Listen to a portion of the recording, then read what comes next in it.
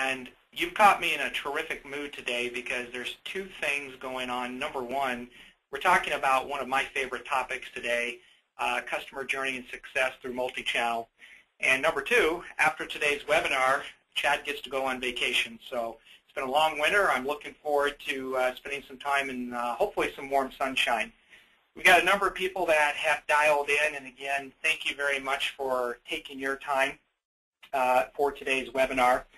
I'd like to remind you that we look forward to an active discussion today, so questions and answers at the end of the webinar. So feel free to send your questions in as we are going through today's discussion, and we'll make sure we try to get them. So I wanted to start out with why I wanted to have this discussion webinar today, just to kind of get all of us on the same page. Not only as a consumer myself, as all of us are consumers, I've seen and witnessed broken promises in customer service where I know the brand's intent was to serve the consumer well. However, the execution, something got missed in translation, or simple things could have been corrected through proper channel journey mapping from that brand and so forth. But at the end of the day, I'm confident we all would agree having a seamless customer experience works hand in hand with driving customer satisfaction and loyalty. I also would say that for this particular webinar, we're going to explore how to identify broken customer journey points often caused by automation, escalation, channel crossing. You know, we're going to touch on topics like virtual agents, intelligent chat, visual IVR, customer effort, tracking metrics and analytics, digital engagement solution technologies to really help enable great customer success through your processes. So great topic. We've got lots of data and other pieces that we're going to be sharing today. So quickly about myself, if you're not familiar with Execs in the Know, I would encourage you to become familiar with us. We really are advocates of the customer management professional. There's a lot of things we're doing to try to advocate your success and your voice. I would encourage you to look at execsintheknow.com. We have incredible research. We have other benchmarking reports. We put on very great interactive sessions for our leadership community. And really, at the end of the day, we're focused on pushing the outer limits of customer success through brand-to-brand mentorship and overall thought leadership when it comes to your customers. So please be part of our community, and thank you for that. We've got some great presenters today. Daniel Hong is going to, well, Daniel, I had the pleasure of working with you recently in Miami at the Customer Response Summit. And the one thing, Daniel, I learned about you is you are a really great subject matter expert in kind of self-service, customer experience, a lot of the technologies that we're going to discuss, the whole kind of CRM enterprise and equation. So, Daniel, absolute treat to have you join us today. When we get to you here shortly, Dan, I'm going to ask you to say just a few more words. But if you're not familiar with 24/7, they're really focused on making customer service and sales simple. They connect customer interactions across an enterprise web, mobile, chat, social, and phone channels in real time in the cloud. Daniel, you and team over there have been great supporters of our community, and we appreciate that. And you guys have been a real active voice in helping advance the learning and sharing within customer success, and thank you. Our other presenter today, you're going to just love, Eugenia Austin. I'm going to have you say a few things when we get to you, but Eugenia, working with you as we prepare for this webinar, I have just absolutely loved getting to know you. You're a real treasure. And I know you've had over 18 years with Duke Energy, I think 5 of those years more recently in customer experience. And when we get to your story, I think our audience is going to absolutely love your story there. So again, Eugene, I know how busy everyone is. I appreciate you making some time. So I want to move to a poll. Before I move to the poll, though, I want to get us all on the same mindset here when it comes to multi-channel. So you're going to see on your screen an opportunity to real-time act to the poll. So Alyssa, do we have the poll? We're going to launch it right now. And I'd love to get your vote. So please take a moment and just vote on this, and we'll show the audience the results. So the question is, what do you think is the biggest challenge that the service professional faces today when it comes to multi-channel support? Now, I've included some areas in here. Take a look at that, and let's take 30 seconds. Quickly, we're going to close this poll shortly. Take a minute, just sort of click on the one you think, and then we'll have a quick discussion. And appreciate the people polling. Great job. Everyone's getting involved.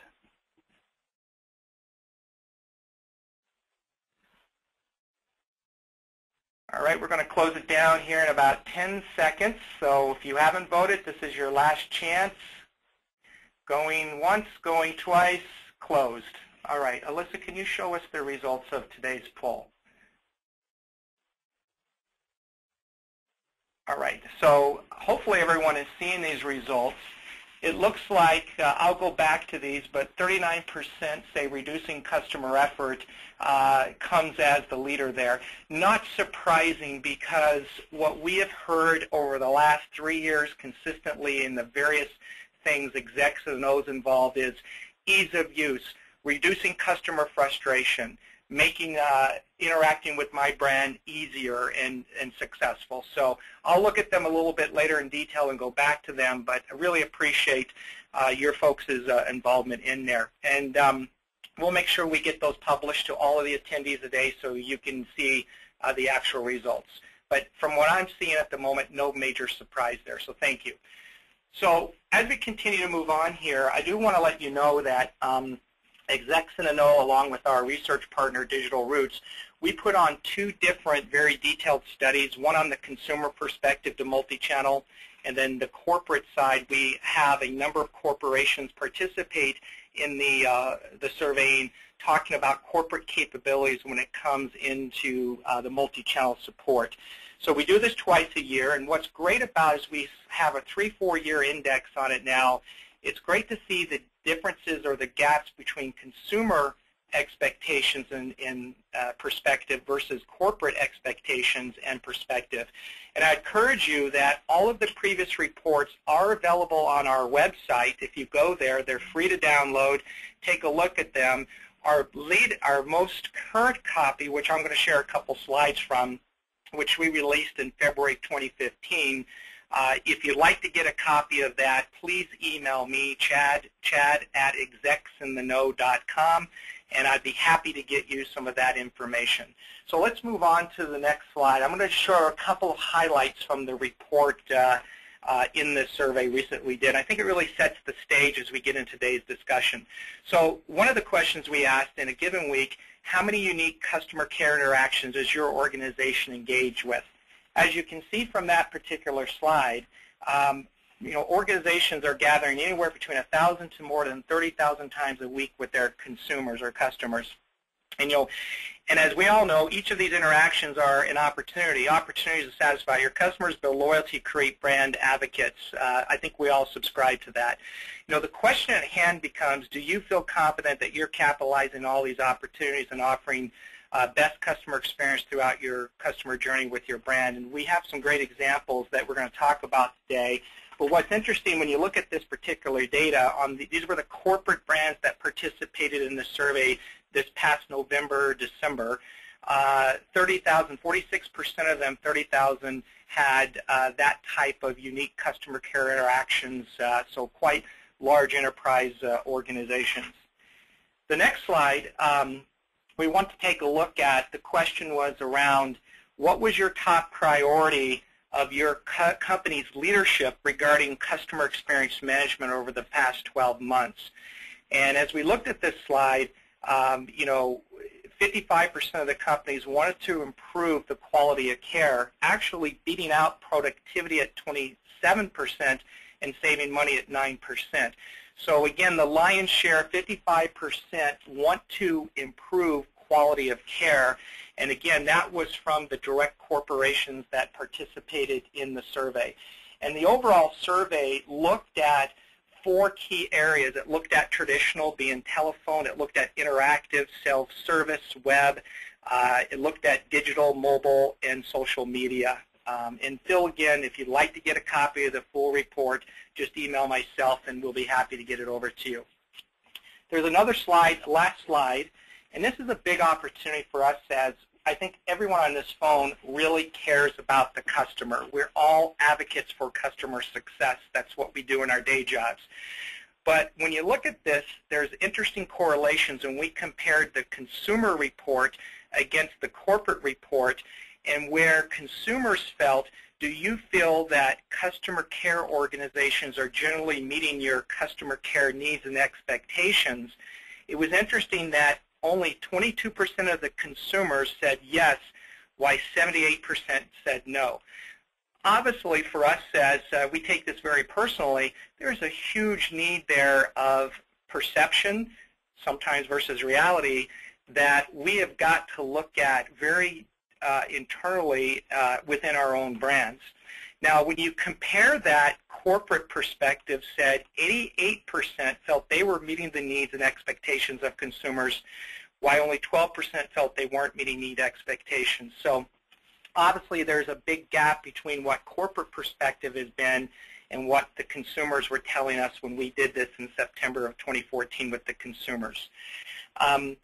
Another piece at the bottom there, when we looked about first contact resolution, we asked how often is an issue resolved during the first instance of contact, and 29% of consumers said often compared to 82% of the corporate. So again, we have a lot of information. We can get more behind this if you have interest, and obviously the details of the report and where it's all going. But at the end of the day, we feel, and that's why we're so excited to be involved with you folks, is that we all have an opportunity to continue our customer success, identify some of the service gaps, and work towards resolution. So with that, Daniel, I'm going to turn it over to you. Thank you, Daniel. It was a pleasure with having Kathy Juve and yourself in Miami with our leadership forum. You did a great job with the folks in the room there. So, Daniel, I really appreciate you taking the time, because now let's get into some more specifics, and I know you've got some pieces from your perspective. So, Daniel, could you take a minute to share a little bit more about yourself with the team, the listeners, and then let's get started. Sure.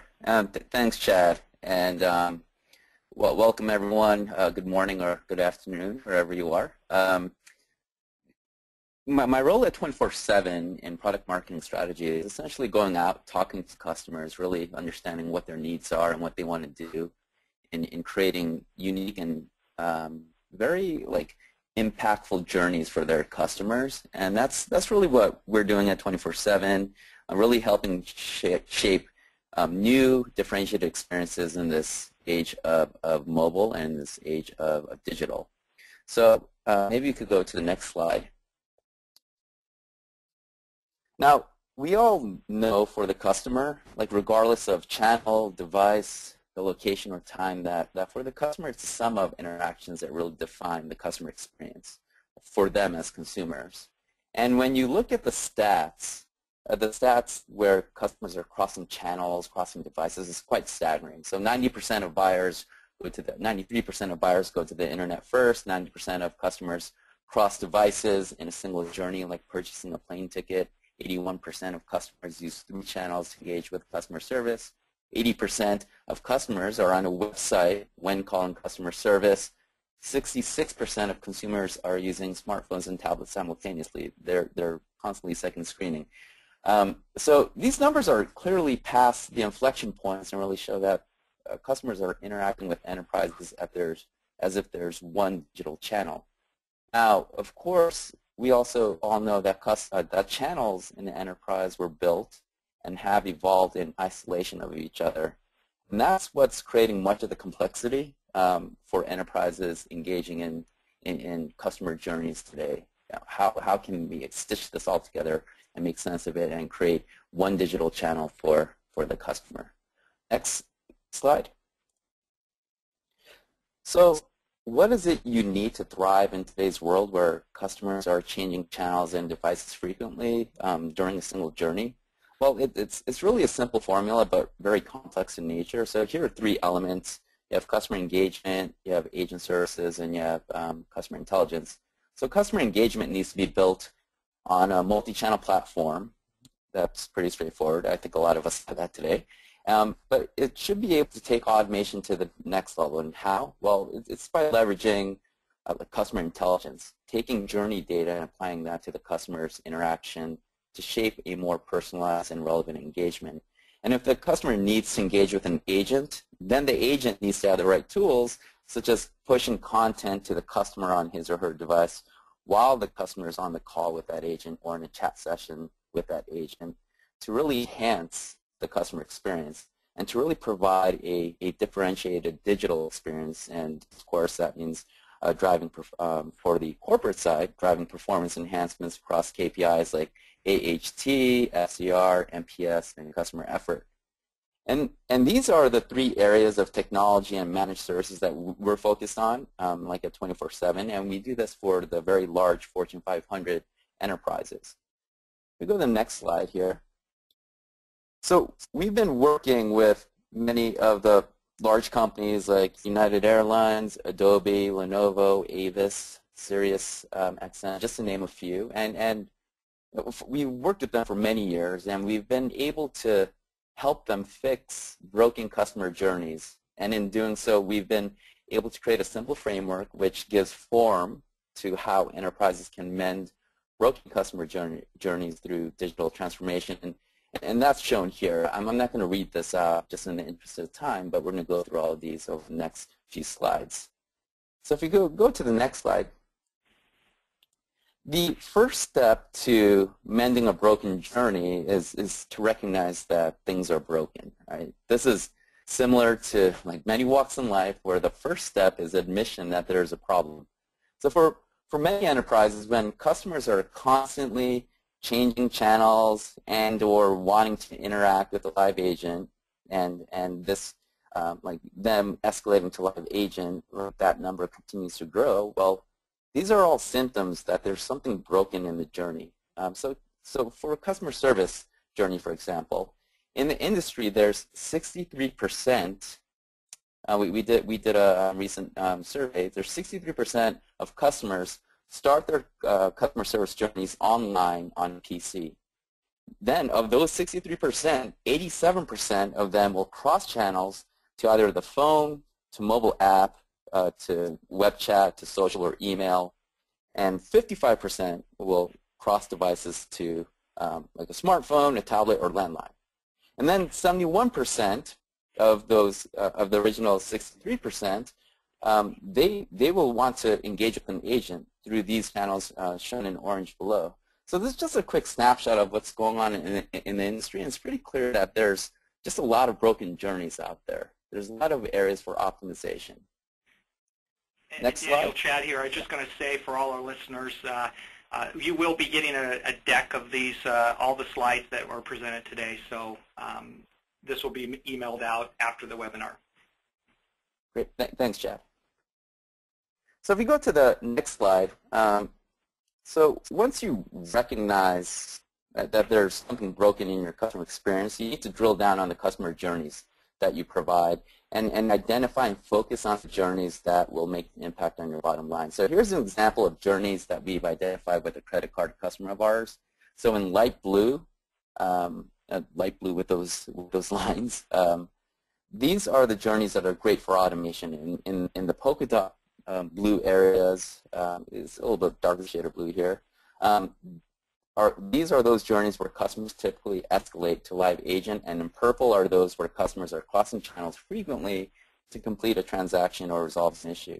So along this continuum, this XY axis continuum, we work with our client to make an impact in those areas in purple where journeys were of high value to the customer and high value to the business. But at the same time, while we did that and we created a framework and went from point A to point B, we were able to actually make fundamental impacts across many different journeys as well. So like you're doing this once, this full journey mapping, identifying and focusing on certain areas, but there's also spillover and impacts in other areas as well. Next slide. So you have to, in terms of creating the right plan for success, it's really about coming together with the right people and the teams in the organization. Get that executive sponsor that's going to see the implementation through from beginning to end. Assemble the right groups, like you'll probably have marketing involved, potentially sales, depending on the journey. Of course, IT will be involved. You as a care organization will be involved. there's a lot of moving parts, but you essentially have to come together and really identify those groups that will have a voice and will ultimately have an impact on your deployment. You also want to start with a business outcome focus in mind, like CSAT, NPS, obviously cost savings, and ROI. And you build from there. You need to have a clear line of sight of the business benefits and what you're going to gain, and then build from there when you're creating the business plan. Also, you want to consider a variety of different deployment models. Even if you're potentially primarily premises-based today, in some cases, cloud would probably be the quickest and most affordable way to get a solution up and running and for you to actually make an impact and showcase that impact and start rolling it out to other journeys. You also want to make sure you focus on the right metrics to gauge the performance. Of course, these metrics have to be aligned to larger corporate goals, but it's important that you start looking at new metrics as well, because being able to improve journeys and have accurate measures of those will really require an understanding of customer effort and other newer metrics that are cropping up in our industry. You can go to the next slide. And last, for anything in customer experience and really more importantly in digital, because customer behavior changes so rapidly, you don't have the whole set it and forget it mentality. You have to commit to having a systematic and iterative process where you're regularly using data and insight to constantly improve the journey. And that's how you'll achieve what I like to call the holy grail is the age or the era of hyper-effectiveness and hyper-efficiency, where you're really outperforming on the expectations that you've actually set forth in your initial business case. So there'll be a moment in time during when you're creating these, mending these broken journeys and aligning them all together, where you'll have incrementality across a lot of different measures. And that's where I think the nirvana is for a lot of companies. So go to the next slide. And here are just some examples of how we fix broken journeys through digital. So first, in the area of automation and this was for American Express, there was a problem with credit card charge verification calls. Essentially, the experience was poor. So in this scenario, what happened before we deployed, you would get an outbound call, then you would have to listen to the past 5 charges, and then determine amongst those charges if one or more of them was possibly fraud. Now, to improve that experience, we worked with American Express to create a visual IVR experience that leveraged the capabilities of the smartphone by extending the IVR to mobile web experience. So instead of listening to those charges, the customer can now actually see the charges and even be able to double click on a charge to obtain more info about that charge, like the location of where the charge was made on a map. And the results were quite impressive. 86% of users accepted the multimodal invite, 92% success rate, and 87% rated the experience 4 or 5 stars. Now, the 86% of users accepted the multimodal invite is pretty impressive, because American Express didn't advertise this capability, but they essentially just rolled it out to the customers, and just a huge percentage of them actually accepted the experience. Now, another example is in the area of escalation, where transitions need to be seamless when you go from self-service to assisted service. The challenge here was twofold, and this is for Optus, as you can tell. Now, how to improve self-service online, and then after achieving that, how do you have a seamless handoff from the self-service to a live agent while keeping the customer in band? So we deployed at Optus through IntelliResponse a very effective virtual assistant, or some of you may call a virtual agent. And this virtual agent handles 3.6 million inquiries and automates 65% of interactions per year. Now, before IntelliResponse, the automation rate online for the FAQ, which was there before the implementation of the IntelliResponse virtual agent, was 16%. Accuracy today in handling the customer's queries is high, where 94% of inquiries are handled with 93% accuracy. And all in all, it is a very highly effective solution today that has really fixed a broken journey for Optus and kept customers in the channel that they started with and enable them to obtain the information or conduct a transaction that they needed to conduct. While there is that 65% automation, there's still 35% of customers that need to engage with a live agent. And this is where customers can be, once again, kept in band, in channel. And we can provide a seamless transition to a live chat agent to assist the customer where the context provided from the virtual agent to the web chat agent is there, so the agent can provide a more personalized interaction. And finally, in the area of crossing channels, and remember that stat that 80% of customers are on a website while making a phone call. Well, we deployed this with a very large global airline based here in the US. Essentially, if you're on a website and you're looking at your flight information and you make a phone call, the IVR is dynamic. It asks if you are calling about the flight you're looking at on the website. So the context persists from the web to the phone. I can't provide any numbers right now as we deployed this quite recently, but we're expecting to see decreases in average handle time and obviously increases in customer satisfaction. Now, with that, I'd like to hand this over to Eugenia Austin of Duke Energy. Eugenia is really, you're in for quite a treat. She is on the front line. She lives and breathes virtual agent. She understands digital, and she's going to share some very exciting and insightful information on how they fixed a broken journey via digital. Over to you, Eugenia. Thank you. Years working with the web and IVR technology, but more specifically, in the last year or so, I've been working with the virtual assistant, and what that does, it enables our customers to self-serve on our web. So you can go to the next slide. Now, Duke Energy, before I start talking about our virtual agent, let's just give you a quick synopsis of Duke Energy. We're the largest electric company in the United States, and we supply and deliver energy to approximately 7.2 million customers. Our customers consist of the Carolinas, the Midwest, and Florida, and we provide natural gas distribution services in Ohio and Kentucky. Next. Now, what I'm going to speak on now is the vision of customer engagement, but more specifically, the digital customer engagement.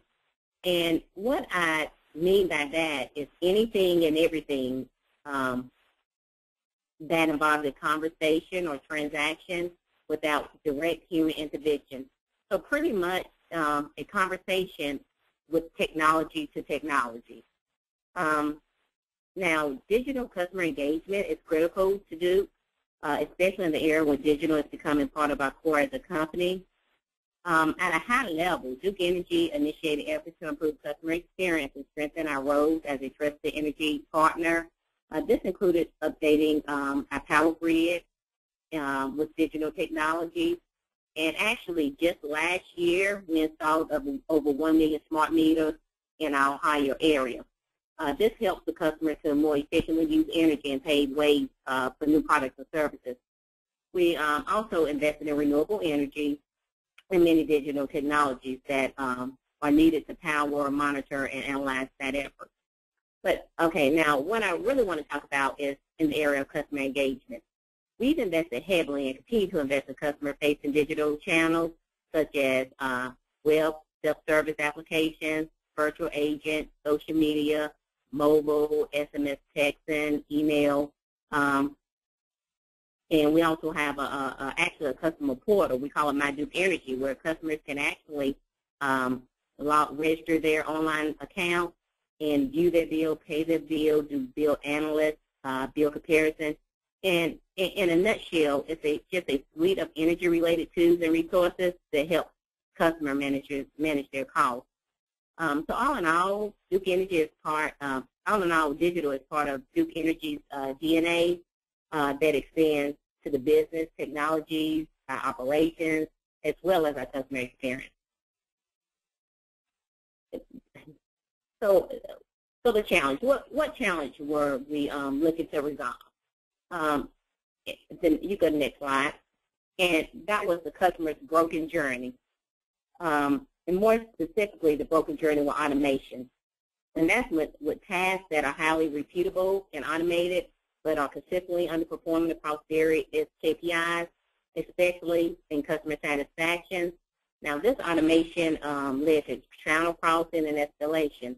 So what I mean by that is we knew that many of our customers prefer to go online to get information and answer their questions. However, they weren't able to easily get answers to their questions. And that was because our web page layout was broken into sections for easy consumption, but it had no technology or no place for a customer to actually go search for a particular answer. So this was the first part of the broken journey.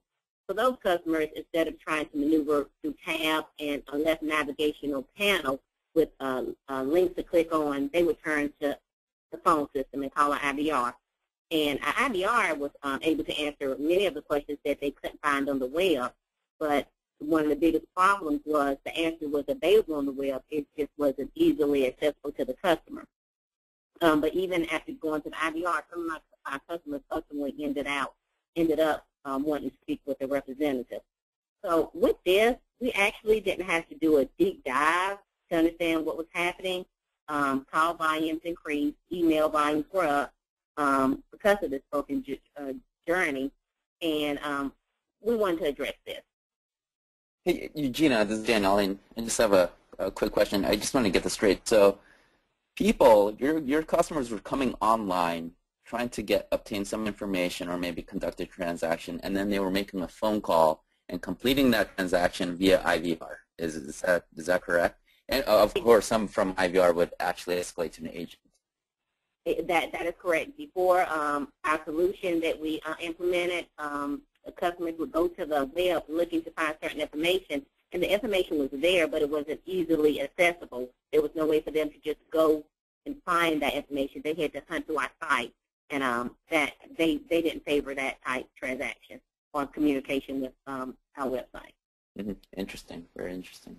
Thank you. So identifying and focusing on the journey. At Duke, we underwent a similar exercise to what Daniel showed us in his slide with the credit card journey. But because of the sensitivity of some of our customer journeys within Duke, I'm not able to get specific. But what I did want to do is share with you high-level customer journeys that are representative of the utility industry in general. Now, if you're looking at the screen, there are common journeys that are consistent across utilities. As you see here, certain journeys like the ones in orange are those that are typically automated. In teal are journeys like billing inquiries, stop transfers, meter reading.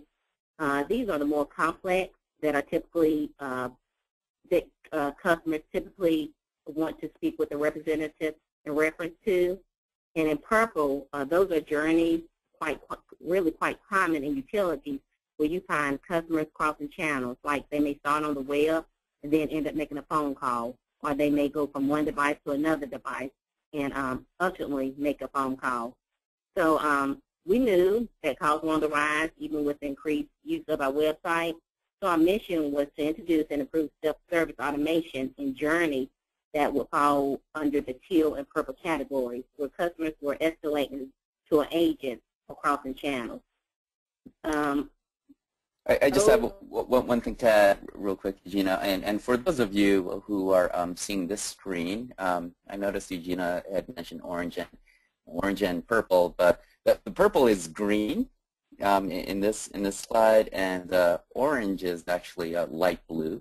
I just wanted to get that straight because I think Eugenia is looking at an older version of the slides where the colors are different as she's talking through. And I apologize, yes. And even, my screen, they look distorted, so I apologize. They are purple and greenish. Or you're extremely colorblind, but it's okay. Yeah. So it looks a little different on my screen. I apologize for that. Those are, again, the ones in the greenish color and light bluish, in the dark bluish colors are the ones we want to focus on. We're looking at a virtual agent solution. We wanted to keep the customers in the channel that they chose initially. We didn't want customers going from the web and ultimately having to switch to the IVR or a different channel. If they prefer the web, we want to serve them in that particular application. Next.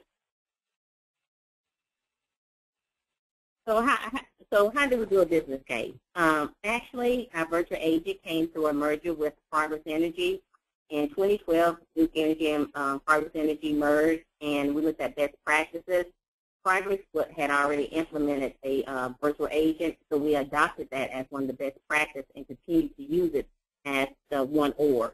But in general, the business case would have involved the typical multiple departments coming together, marketing, web, IT, customer service, call center management, to discuss improvements in CSAT and cost savings gained through optimization of self-service on the web.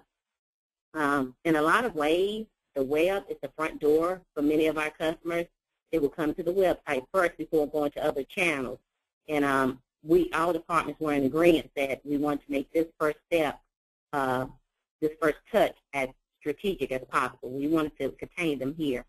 So our mission was to understand what the customer intent was and make sure they obtained the information or conducted the transactions they needed to complete on the web easily. We also knew that it was we would continuously go through cycles to get the database as we wanted it, to refine the information.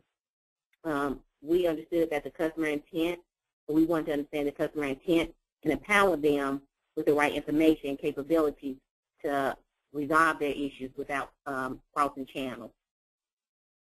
Next.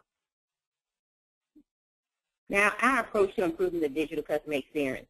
And as I said before, we look at that as anything that involves a conversation or transaction without direct human interaction. So how do we improve that? Next.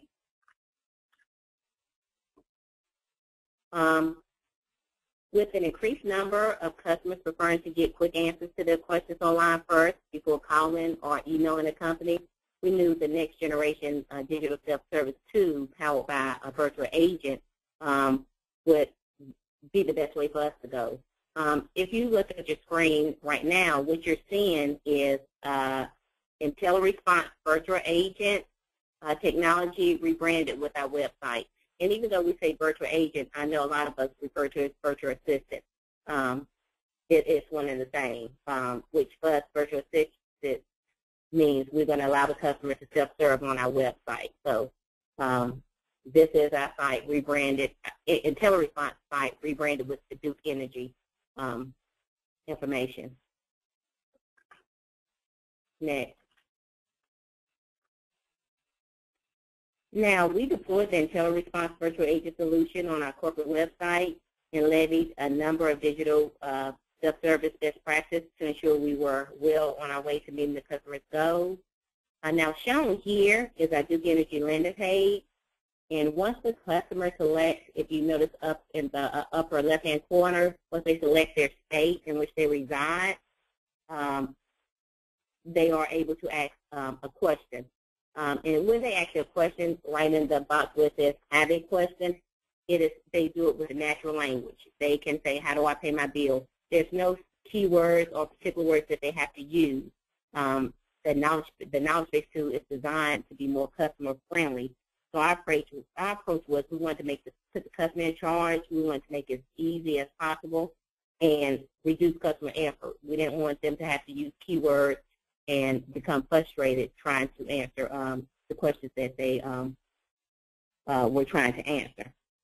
It also eliminated the need for customers to resort to picking up a telephone or sending an email to get an answer to informational type questions, such as how can I change my mailing address?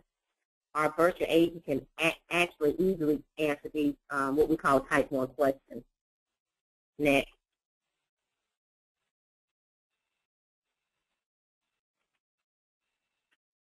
After a question is asked and one answer is returned, our customers now have the opportunity to rate their satisfaction. And we actually use this on a monthly basis to make sure we're answering make sure the answer we're providing is the answer that the customer is looking for. And we found that in doing this, sometimes the customer may ask a question, but what they're really looking for is, like this, they may say, how do I pay my bills? But really they're looking for payment location. That, in turn, prompted us to do the related questions. So they have a related question. In case they ask a question, we think, hey, they may have meant this question. We have a related question so they can easily click on the actual question because we don't want them to have to research and search again for a question. Again, we want to make it easy, customer-friendly, where they can actually self-serve. Next. We also deploy the top 10. Now, one thing that I like about this top 10 questions, it is dynamically generated based on what questions are truly being asked. The top 10 questions are actually top 10 questions. They're not what the company thinks is frequently asked questions, and it changes as the business changes or the culture changes. Right now, the top one question may be, how do I pay my bill? But during high bill season, it could be, why is my bill so high? So this is a true top 10 that deployed under the top 10 questions. So, Eugenia, I have a quick question there. I think this is pretty interesting because it takes trending data. It's like it's kind of in real time and puts the top questions. As I'm sure all of us on this webinar tuned in are a utility customer. In the event of like storms or outages, do you see any like changes, like maybe when will my power be restored or anything like that kind of crops to the top? How do you guys handle that? In actuality, that's a great question, but most of our customers, for that type of question, they don't go to our virtual agent. On our left navigation panel, we have a section dedicated to outages and storms, and they go there for that information. In actuality, they can enter their information and find out storm information for their specific location and account.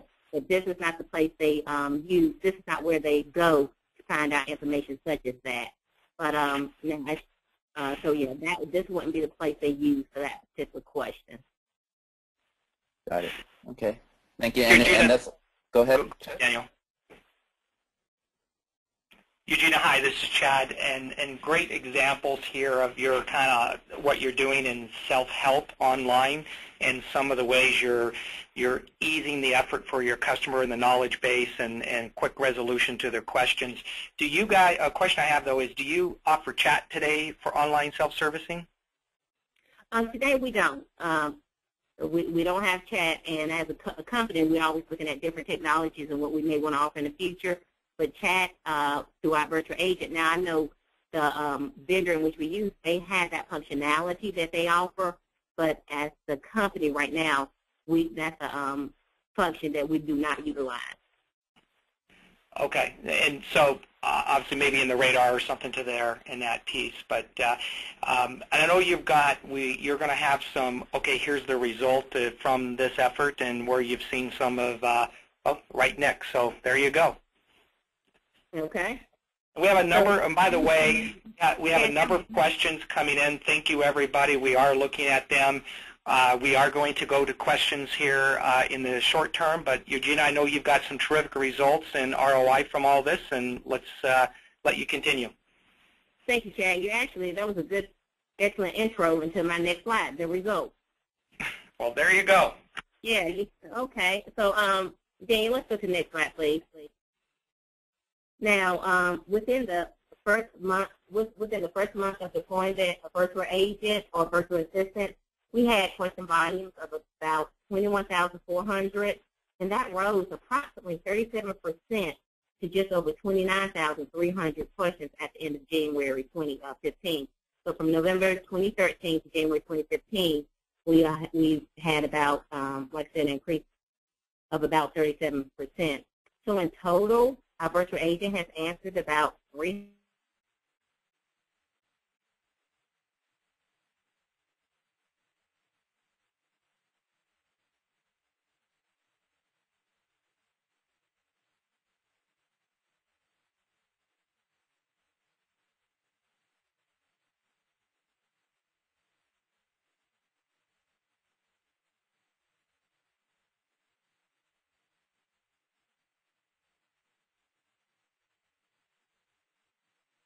CSAT scores before and after the agent was deployed, we could see approximately, and these are very approximate numbers, 15 to 20% increase with the efforts that we were putting forward.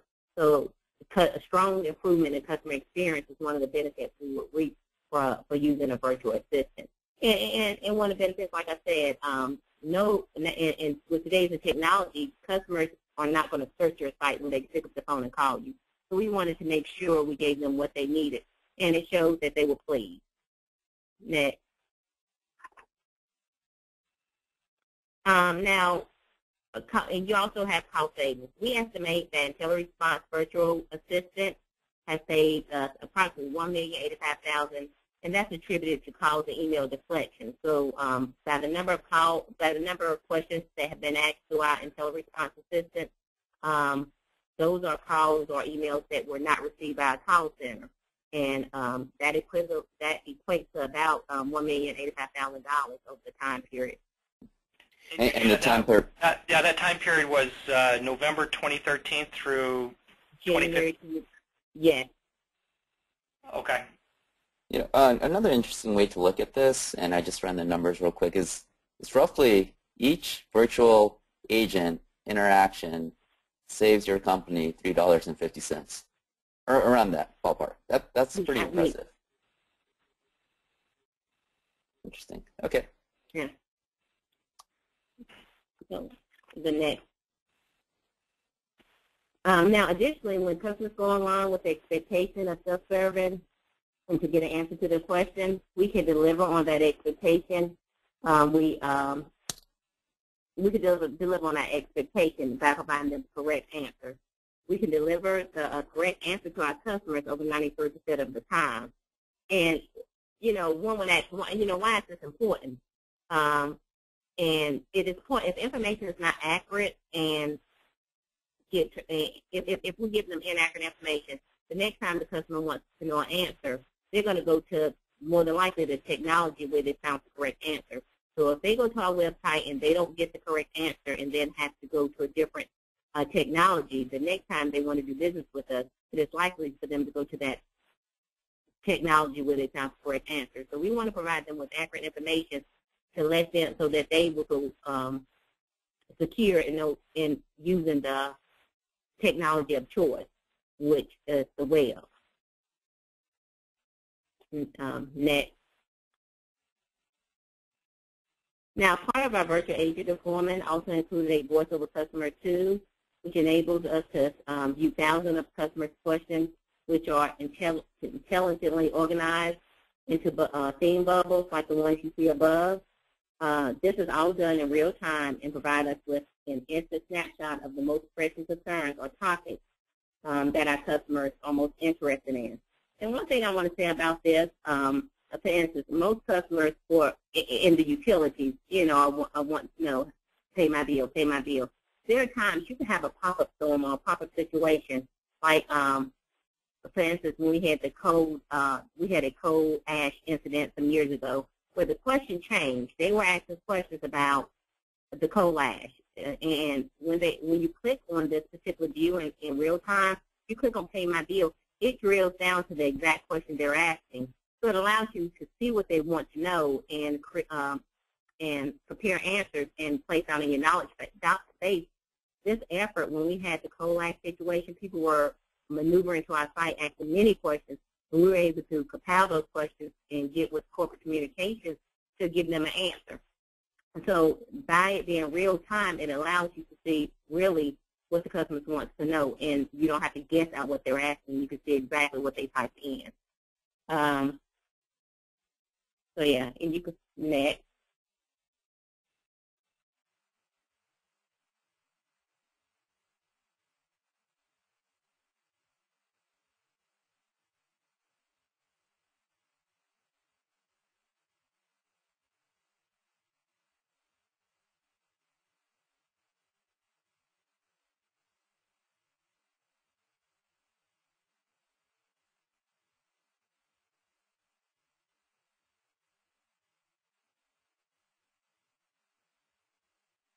Decrease in certain questions that are not answered, like you say in purple, they fall off because now we we have an answer, and customers are rating those answers as favorable.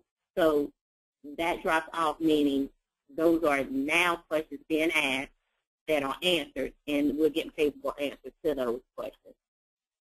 And Eugenia, I think that this is a really good example of like data visualization. It's very simple to understand and take action on that to make to really adapt to what the customers are asking and making sure that you're providing them with the information and capabilities that they need to get things done. Okay. So, Daniel, I want to make sure we get to some questions that have been coming in. And Eugenia, was there any on the conclusion? We'll go there, and then there's some great questions coming in. So we'll wrap up quickly, Eugenia. Okay, not a problem. The majority of our customers today will go to the website to self-serve, and like Daniel said, actually about 63% of customers in general choose the website. So if we make sure that our website gives them what they need, it prevents cross-channel escalation, and it allows them to self-serve, and it helps to actually mend that broken journey. Well, thank you, and I'm going to get to the questions right now, and Daniel, jump in too if we give other perspectives. I think I started out the discussion saying Chad's in a great mood because we're talking about one of his favorite topics, and plus I'm going on vacation this afternoon. Even with our power outage, I'm still in a great mood because I'm working with such great professionals. Daniel, Eugenia, thank you so much for that piece of it. So, Keith, I see one of the questions you've asked. You said, has Duke been able to reduce FTE headcount based on the info or intro of this technology? If so, dollar justification. So, Eugenia, off the top, do you know when it looks at headcount, FTE, did that do anything on that side of it? Do you recall? The thing is, when it comes to staffing and certain questions, that is information I can't really go into. So I would have to say I don't know that information. I think, Daniel, would be correct to say the observations I've seen and you've seen is that it typically is yes. In general, it could. I see very well it could, but I can't say for Duke as a corporation, speaking for them as a corporation, that it has. Okay. Daniel, any quick comment on that? Yeah, I think anytime you have a successful implementation of automation, that is not necessarily black and white. It's not directly correlated to cost savings on just labor. Because you can reassign agents to different projects, you still have the overhead, but then you're optimizing your productivity. You utilize agents in different places, plus you'll probably go through some other scheduling paradigm internally. So there's a lot of benefits that don't necessarily come from getting rid of the headcount. I think that there's a certain percentage of cost savings that come from there, but then there's a lot of efficiency gains that you get as well when you're looking through the entire end-to-end workflow. Perfect. Bob, I know you asked a question. Thank you. The question is, what tools does Duke Energy use to manage their top 10 Q&A across all channels? So I don't know if anything comes off top there, Eugenia, but we talked about the platform you're using on the web self-help as far as the knowledge management with IntelliRisk. Excuse me. Yeah, IntelliResponse. On the web, we use IntelliResponse because the agent, when they type in those particular questions, it is compiled. Excuse me. IntelliResponse keeps that down and helps us compile our top 10 questions through what the customers are actually asking. Is that what the question was? I'm sorry. Well, what I'll try to do, there's been a lot of great questions, is we know who's asking, and we'll follow up offline, trying to get some of these questions answered because I know folks are looking for that.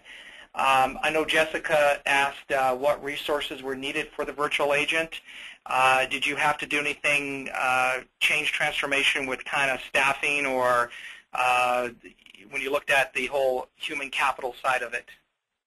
Nationality, staffing is very minimal. I mean, we have approximately 3 people that support it because it's very self-sufficient. And what we have to do is now, and it's the initial effort to get the database loaded with your question takes the most time, and it took more people. But once it's up and running, like I said, the effort is minimum. We review every month the questions that are not being answered, or we answered or the questions where we get unfavorable response, and we choose according to that, and answer the unanswered questions. But it's probably like 3 or 4 of us who work with it every month to make sure that it continuously stay up to date. Perfect. And Eugenia, you and I can get offline, and maybe there's some additional stuff that we could try to share with the community on this. Obviously, a lot of interest. There are a couple questions. Yes, there will be. The presentation will be available for download. You'll get a link tomorrow with the actual presentation. There is going to be an audio of today's presentation too. One last question then from the audience. Ken asked, is there an improvement in agent workflow and performance satisfaction? Anything you can share or thoughts on that, Eugenia? So agent workflow and performance satisfaction, I would probably guess that it probably streamlined a lot for your agents and how they're doing their various processing as we looked at your journey mapping earlier and the actual tool implementation. I think we may have lost Eugenia on audio again, but yeah, we can follow up with that via email. Okay. So we'll look into that. Perfect. So Daniel, while I have you, just a couple quick things. I know you're a bit of a visionary and a subject matter expert in this space. How do you see the role of virtual agents changing over the next few years? Are there any thoughts you could share with the group here from your perspective? Yeah, sure. So the perspective that I have, I think it's in line with 24/7 and with probably a lot of companies out there. That virtual agent is really going to become the front door for a lot of companies and enterprises. That virtual agent will essentially be that invisible, it will be either upfront and center in a way, like always kind of ready to engage the customer, or to the side, or kind of invisible, just guiding the customer to what it is that they need to get done, that they want to get done, and always be able to be like invoked. So that virtual agent, whatever thoughts we had in our head of maybe chatbot from several years ago to how virtual agent has evolved to now, where it's kind of embedded within the website, we'll probably see kind of a unique mix of design and intuitive experiences that the virtual agent will essentially evolve into. Everything from like a Siri experience on the mobile phone where it's just a voice interaction to a little bit more like graphically enriched with context persisting there at all times on websites and whatever touch points. That virtual agent becomes really the front door and will guide the customer. Yeah, I absolutely tend to agree with you, Daniel. I know we've got a lot of bright minds that have been on the call today. We at Execs in the Know would love to hear from our leaders out there where we see some of these, where we're going in the next 2-3 years, an example, and some of the future frontiers, and the current challenges, and what people are doing to reduce customer effort and create better ease. So please keep us very much posted on your guys' individual successes. And Daniel, I'm going to ask one last question, then we're going to wrap up here. And I always like to leave kind of on a positive, motivating note for all of us, because all of us could be at the beginning of this or middle, or maybe we're very mature in multi-channel stuff. But if there was one takeaway that we could enable in our organization, what would it be? Or give us some suggestion. If you had to say one piece to start or take away, what would that be? I know it's kind of a big question, but what kind of comes to mind? Yeah, I think it all comes back to figuring out, having the outside-in view, like what the customer kind of goes through. And like what Duke did, focus on something small. Like there's a lot of signals that show that there's a broken journey. I find those journeys and really start looking at it from a holistic end-to-end journey perspective, and then start small. Have like fundamental steps like a virtual agent technology which marries to this journey, and then you will start seeing kind of 1 + 1 = 3 effect. So like a lot of the results that Duke has experienced, the benefits really comes from that like having an understanding of the journeys, marrying like a technology like virtual assistant there, virtual agent there, and then being able to optimize that over time. So like in the world of digital, things change quite rapidly, And Spot, taking the information, having the understanding of the end-to-end journey, and then applying that and systematically improving that. It takes a while, but I think with digital, there's a lot of like exponential improvements over time, and that's something that we're looking very closely at Duke as they're going through this journey with IntelliResponse, where they're really ramping up on the results and the business benefits. Very good. And thank you, Daniel. I'm just going to say a couple closing comments. Daniel, could you, Eugenia, did you have something you wanted to add from your perspective? I didn't know if you could hear me. I couldn't say anything, and I had to call in on another phone, so I just didn't know if I was back. Go ahead. You're fine. Daniel, could you flip slides, one more slide on the deck there, if you could just move forward. Just for all our audience and listeners, I really hope that your schedule allows to come join us to the Customer Response Summit Seattle. We're going to be there September 28th to 30th. We've got some outstanding keynote speakers yet to be announced. We know who they are, but we haven't announced them yet, but I think our audience is going to love them. In a great gathering, it really is a two-day executive exchange of best practices and mentorship around everything we've been talking about on this particular webinar. So please make note of that, of those dates, and we're looking forward to bringing the forum to Seattle. You guys have been terrific guests. I will tell you, as a conference organizer, webinar organizer today, the worst thing that could happen is the guy hosting it gets a power surge. So you've all been very terrific and dynamic and holding in there with us.